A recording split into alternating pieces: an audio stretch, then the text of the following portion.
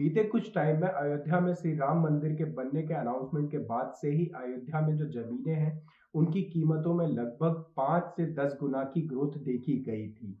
क्योंकि अब अयोध्या में राम मंदिर की प्राण प्रतिष्ठा हो चुकी है, तो ऐसे में एक्सपेक्टेड है कि डेली बेसिस पे लगभग 3 से 4 लाख टूरिस्ट जो है, वो विजिट करेंगे अयोध्या में।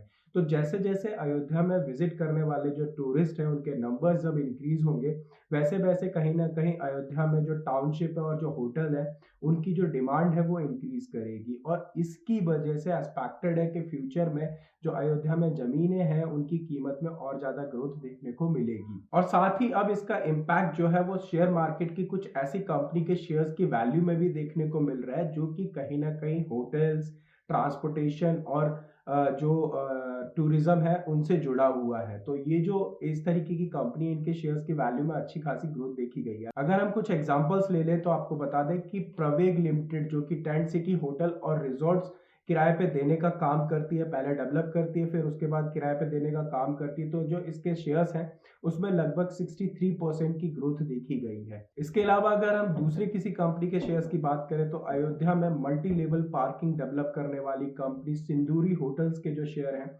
उसमें लगभग 47% की ग्रोथ देखी गई है। साथ ही इसके अलावा अगर हम आईआरसीटीसी के शेयर्स की बात करें तो आईआरसीटीसी के शेयर्स में भी 20% की ग्रोथ देखी गई है। और भी कई कंपनियां हैं जिनके शेयर्स की वैल्यू में ग्रोथ देखी गई है।